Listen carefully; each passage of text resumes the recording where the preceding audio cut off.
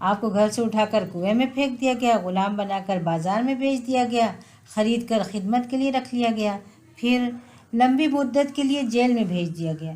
یوسف علیہ السلام نے بچپن میں ایک بہت پیارا سا خواب دیکھا تھا۔ 11 تارے اور چاند سورج ان کے سامنے سجدے میں تھے۔ خواب بہت خوبصورت تھا مگر تعبیر بہت مشکل تھی۔ یہ 11 تارے تو 11 بھائی ہی تھے، لیکن یہ سب تو حضرت یوسف سے بہت حسد رکھتے تھے، بس چلتا تو قتل کر دیتے۔ بھلا سجدہ کرنے کا تصور کیسے کیا جا سکتا تھا؟ پھر کیا ہوا؟ خواب کی تعبیر مشکل سے مشکل تر ہوتی جا رہی تھی۔ آپ کو گھر سے اٹھا کر کنویں میں پھینک دیا گیا، غلام بنا کر بازار میں بھیج دیا گیا، خرید کر خدمت کے لیے رکھ لیا گیا، پھر لمبی مدت کے لیے جیل میں بھیج دیا گیا۔ یہ سب ہوا مگر نیکی اور بھلائی کا دامن ہاتھ سے نہ چھوٹا۔ پھر کیا ہوا؟ پھر انتہائی پرجوش اور پرکیف انداز سے تصور میں حقیقت کا رنگ بھرتے ہوئے خواب کی تعبیر سامنے آتی ہے۔ یہ 11 بھائی ان کے سامنے سجدہ کرتے ہوئے دکھائی دیتے ہیں، مگر کیسے؟